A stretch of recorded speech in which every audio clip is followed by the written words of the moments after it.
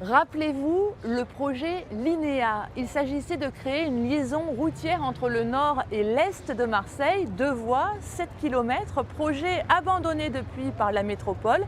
Alors que vont devenir les terrains réservés à l'époque? C'est ce que nous avons essayé de savoir. Sur les contreforts du pic de l'Étoile, on peut imaginer les fermes qui alimentaient encore Marseille dans les années 60. Les terres maraîchères, les campagnes à vaches ou bien les anciens cochonniers. Tout est resté en l'état. Miraculeux, me direz-vous, mais pas surprenant. Il y a une quarantaine d'années, les maisons et les terres ont été préemptées pour le projet d'une voie rapide, la Linéa. Le projet Linéa, boulevard urbain de 7 km qui devait favoriser la liaison nord et est de Marseille en passant par Allo, Saint-Mitre et le Merlan, ont été abandonnés en 2020. Restent les emplacements réservés que certaines associations voudraient voir débloqués. Nous avons demandé à ce que ces emplacements réservés soient supprimés.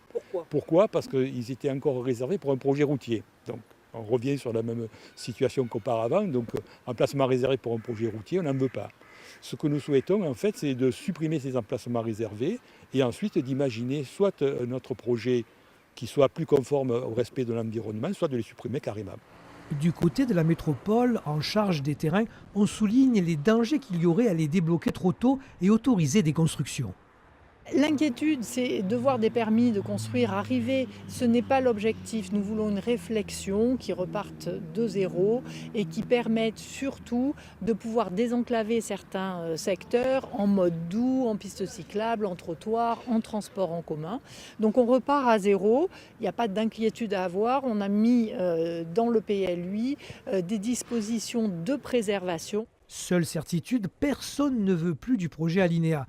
Ni la mairie centrale, ni la mairie de secteur, ni la métropole, ni les habitants. Reste que certaines associations qui souhaitent débloquer les terrains ont eu gain de cause auprès de la justice. Elles attendent impatiemment que ces décisions soient appliquées.